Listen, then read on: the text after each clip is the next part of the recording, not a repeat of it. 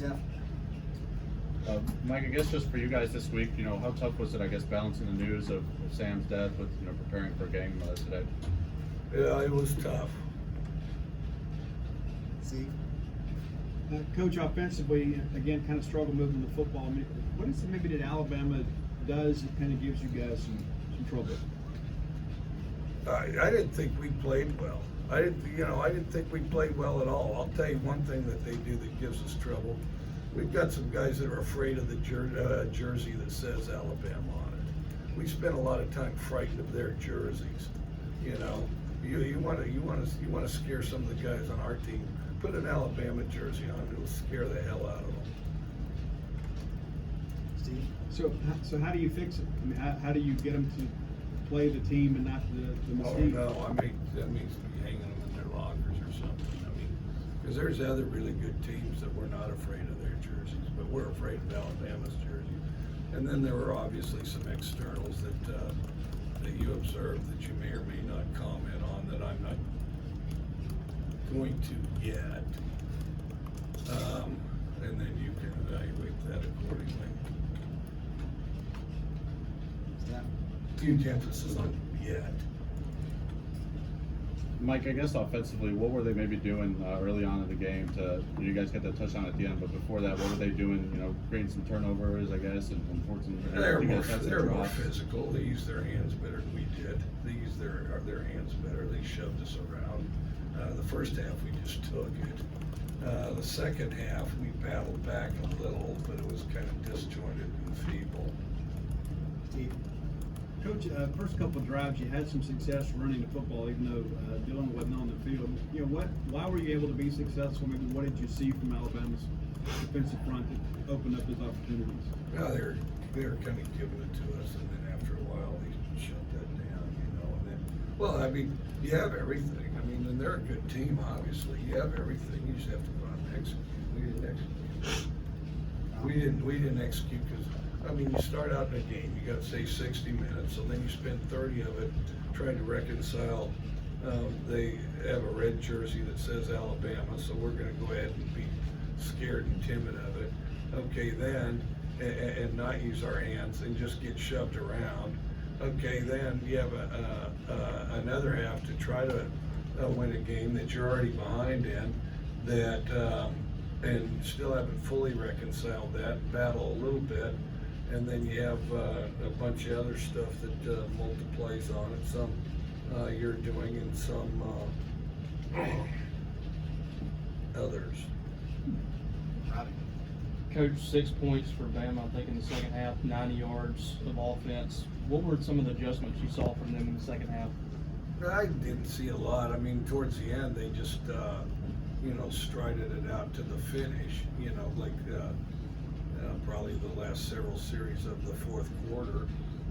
Prior to that, I thought we played harder. I thought we used our hands better. I thought we did a lot of things that we could have done the first half and probably would have come in handier. I guess, what did you see from your team this week, but, in practices leading up to this game, obviously balancing, what you guys were going through this week and kind of what you had seen, you mentioned before that Kentucky game, you weren't too pleased with, the practices you guys had. No, it's tough. I mean, everybody, cares a great deal about a fellow teammate, and so, it's tough because everybody's wrapped up with that, and understandably so, Steve. Coach, ahead of the bye week, what's kind of your primary focus this week for your team to prepare for the home stretch? Well, I think we got to use our hands better. I mean, if you were to say one thing, use our hands better. We don't move our hands. We don't move our hands very good.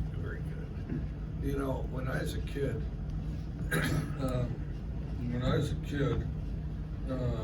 was in grade school, and I was a big dinosaur guy, and I can't remember the gas station. But they'd give you a free dinosaur. If you got filled up there, that's back when they had commercials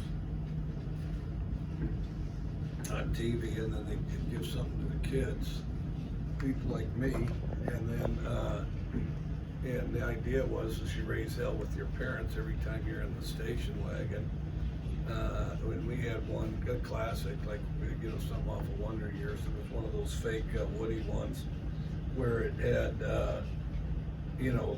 fake painted on wood But then the best is it would always, without exception, the finish and the varnish on it would peel. So then it looked more bogus than ever. So we had one of those. And of course, I try to sit way back in that jump seat back there, you know, so you could pretend you were in a spaceship or something. And, but anyway, so they'd have these commercials. And then, you know, hoping to get the kids to raise hell, let's go to this gas station. I can't remember what gas station it was. And they'd give you a little dinosaur, you know, and so then I'm curious about that, go to grade school and all that. And they start talking about evolution. And, you know, like as in, if you don't use a certain part of your body, as time evolves over, you know, century upon century, in natural selection, that part of the body disappears, and even that animal might disappear. And I'm genuinely fearful that on our team, if me and the other coaches don't get them right, that about a generation from now, their kids and their grandkids won't have hands, you know, because you know, from a lack of use, those hands just disappear. I mean, and maybe they'll be like this, like those dinosaur hands like this are, you see? And you know, you got like a Tyrannosaurus Rex who's clearly good at eating things, big old jaws and all that stuff, fairly athletic and run. Well, his hands are like this. And you know, and I think we took a very, very, very big step as a team, which we have to correct this.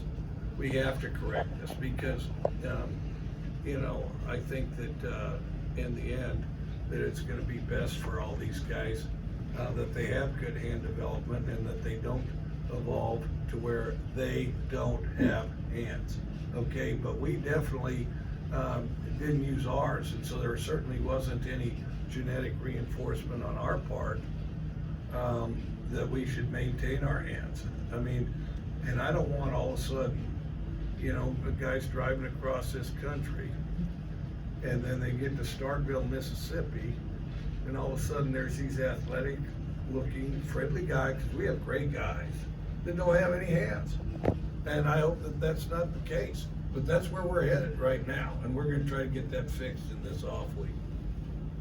Alabama had several explosive plays in the passing game. How much do you think of that as a result of the time that Bryce had to throw? That's part of it for sure. Part of it, and part of the reason he had a lot of time to throw is because we didn't use our hands. And so, you know, yeah, they didn't use their hands.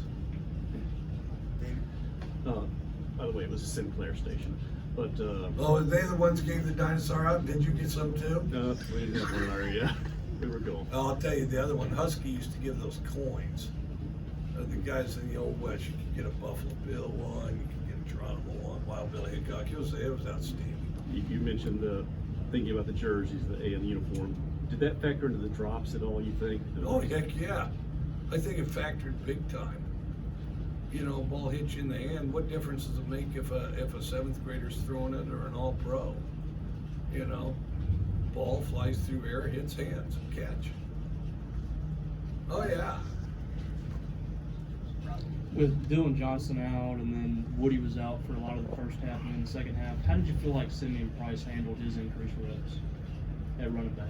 I thought he did good. I thought, and Simeon, I would actually say, was one of our bright spots today. I would say, and Simeon's been kind of percolating a little and doing some good things since. Simeon had a good camp. So I did think he did some good stuff. A lot of drop passes today. What did you think of Will's individual performance specifically? I didn't think that particularly good. I thought, well, his performance, so many people have a hand in that, you know, between him, protection O-line, and then, you know, getting separation and being in a position to catch it and then catching it. No, I didn't think that we did a very good job of that. I thought he was late on some balls, but part of it he never really got into a rhythm. And then, yeah, so. Last one. Steph. Mike, you talked last week about, you know, wanting some more guys to step up as leaders. I guess, did anyone kind of emerge this week, especially with all you guys were going through, as, you know, in terms of the leadership perspective? Not particularly, although, I mean, still Will and Buki are kind of the mouthpieces and trying to, you know, work and get some more people involved. And really all you gotta do is just follow Will and Buki's example as far as work and general commitment, you know. All right, thanks.